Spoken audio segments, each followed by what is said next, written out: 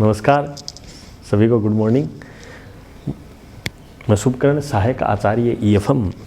आज हम BCom part second year के विद्यार्थियों के लिए EFM पेपर प्रथम राजस्थान में आर्थिक पर्यावरण इकोनॉमिक एनवायरनमेंट इन राजस्थान में यूनिट संख्या 5वीं में हम आज अध्ययन करेंगे चैप्टर संख्या 20 में राजस्थान की औद्योगिक नीति के बारे में। राजस्थान की औद्योगिक नीति हमने पूर्व के वीडियो में चर्चा की। राजस्थान की औद्योगिक नीति 1994 की प्रमुख विशेषताओं के बारे में, जिसमें विभिन्न उद्योगों में विभिन्न प्रकार की छूटें और उद्योगों की अहम भूमिका के रूप में इस नीति का गठन किया गया। इसी क्रम में उस नीति में होने वाली विभिन्न समस्याओं का समाधान राजस्थान की उद्योग निवेश संवर्धन नीति 1910 में किया गया। उसके प्रमुख बिंदु इस प्रकार हैं। इस नीति की घोषणा जून 2010 के अंत में की गई। इसके रूल्स, रेगुलेशन, टर्म, कंडीशंस हम पढ़ेंगे कि राजस्थान की निवेश एवं राजस्थान की उद्योग निवेश संवर्धन नीति 2010 में क्या है कि सरकार की नई औद्योगिक निवेश प्रोत्साहन नीति 2010 जून माह के अंत में जारी की गई। इस नीति में प्रपत्र औद्योगिक नीति के उद्देश्य व्यावसायिक वातावरण में सुधार, उच्च कोटि के इंफ्रास्ट्रक्चर को विकसित करना, दक्षताओं के स्तरों को उन्नत करना और भूमि की आसान उपलब्धि सुनिश्चित करना सम्मिलित किया, जिसमें माइक्रो, लघु एवं मध्यम उद्योगों पर जोर देने और उसकी प्रमुख उद्योगों को प्रोत्साहन करने के संबंध में आवश्यक नीतियों में विभिन्न कार्यक्रमों पर प्रकाश डाला गया, जिनका विवरण हमें इस प्रकार से पढ़ेंगे, जिसमें नई औद्योगिक नीति के उद्देश्य व रणनीति कौन कौन सी रही। पहला बिंदु है नई औद्योगिक नीति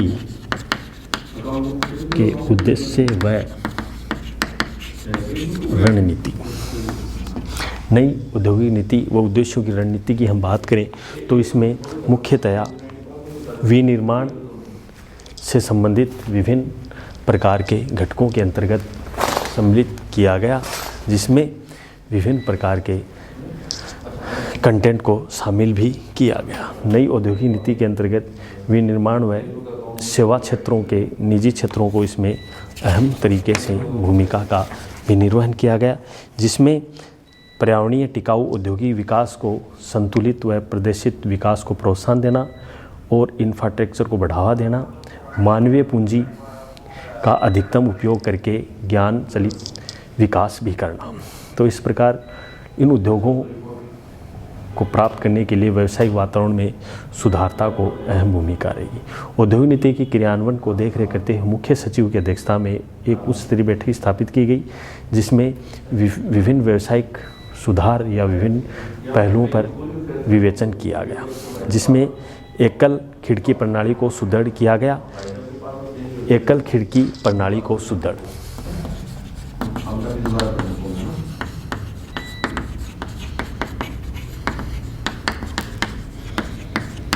एकल खिड़की प्रणाली को भी इसमें सुदृढ़ तरीके से भूमिका का निर्वहन किया गया। एकल खिड़की प्रणाली के अंतर्गत हम बात करें तो इसमें एकल खिड़की प्रणाली का एक अधिनियम बनाया गया, जिसमें इलेक्ट्रॉनिक क्लियरेंस प्रणाली को विकसित की गई, जिसमें मंत्रिपरिषद की औद्योगिक विकास के लिए विशेष प्रकार की रियायतें पैकेज कार्य सौंपे गए, जिसमें Rajasthan enterprises single point in billing and clearance act बनाया गया।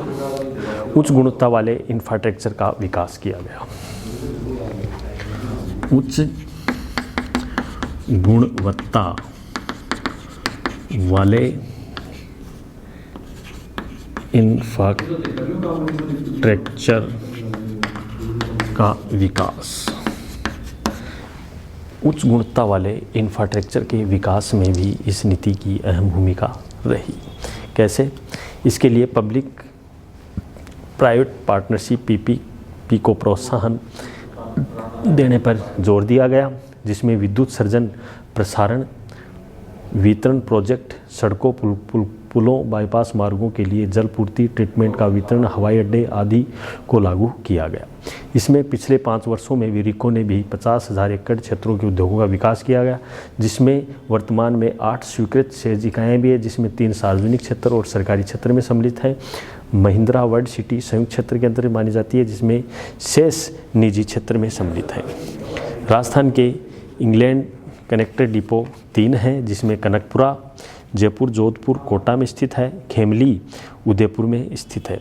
राजस्थान में उस समय पावर सप्लाई अपर्याप्त थी, पर अब प्रस्तावित क्षमता 7,716 मेगावाट थी, जिसमें 13-14 में कुल 10,000 मेगावाट बढ़ाने का लक्ष्य घोषित किया गया, जिसमें दिल्ली मुंबई औद्योगिक कॉरिडोर को 13 जिलों में अजमेर, अलवर, भीलवाड़ा, चित्तौड़गढ़, दौसा, जोधपुर, झुंझुनू, कोटा, नागौर, पाली, सीकर, सिरोही को शामिल किया गया, जिसमें कुल दूरी का लगभग 39% अंश है, जो DFC डेडिकेट फ्रेट कोरियर के रूप में सहज है। कौशल विकास भूमि की आसानी से उपलब्धि भी एक महत्वपूर्ण है। एक कौशल विकास किया गया उद्योगों का, कौशल विकास के माध्यम से उद्योगों के डेवलपमेंट या उसकी एक अहम भूमिका के रूप में, जिससे उद्योग तीव्र गति से वृद्धि करें, ये भी एक कौशल विकास योजना भी इसमें लागू की गई, जिसमें राजस्थान ऑटो इंजीनियरिंग, स्वास्थ्य देखभाल, टेक्सटाइल, खान खनन, तेल, गैस, खाद्य प्रसंग, पर्यटन, आतिथ्य, हथकरघा और IT क्षेत्र के उद्योगों को सम्मिलित किया गया। एक भूमि की आसान उपलब्धि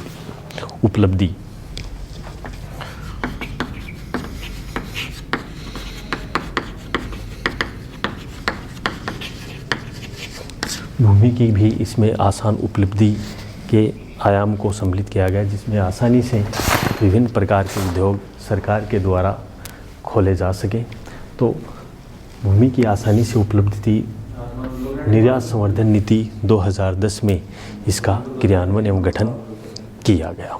तो भूमि की आसान उपलब्धि में राज्य के व्यर्थ भूमि क्षेत्र में काफ़ी मात्रा में विद्यमान है, जो भूमि प्राप्त करने या अधिग्रहण करने या भूमि बैंक बनाने या भूमि में निवेश करने के नया दिशा निर्देश जारी किए गए, जो भूमि के उपयोग के लिए परिवर्तन भवन निर्माण की योजना में 15 दिन की स्वीकृति देने पर आपत्ति न होने पर लगभग सरल बनाने के लिए 100 करोड़ रुपए का निवेश प्रोजेक्ट में भूमि खरीद पर 25% दिए गए, जिसमें 75% राशि सरकार की सुविधाओं पर दिए गए, जिसमें भूमि विकास बैंक की इसमें अग्रणी भूमिका भी रही है। सूक्ष्म एवं लघु मध्यम श्रेणी उपक्रमों पर विकास। लघु व कुटीर उद्योग हैं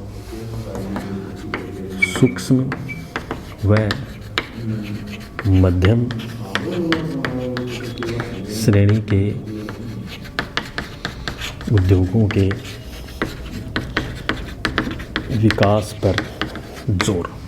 सूक्ष्म एवं मध्यम श्रेणी के उद्योगों के विकास पर भी 2010 की नीति में अहम जोर भी दिया गया, जिसमें प्रमुख क्षेत्रों, जिसमें मुख्यतया एक क्लस्टर में न्यूनतम 20 इकाइयों को सम्मिलित किया गया, जिसमें वित्तीय सहायता माइक्रो एवं कुटीर उद्योगों को एक अनुदान के रूप में, सब्सिडी के रूप में मुहैया भी दर्ज किया गया। एक प्रमुख क्षेत्रों को प्रोत्साहन।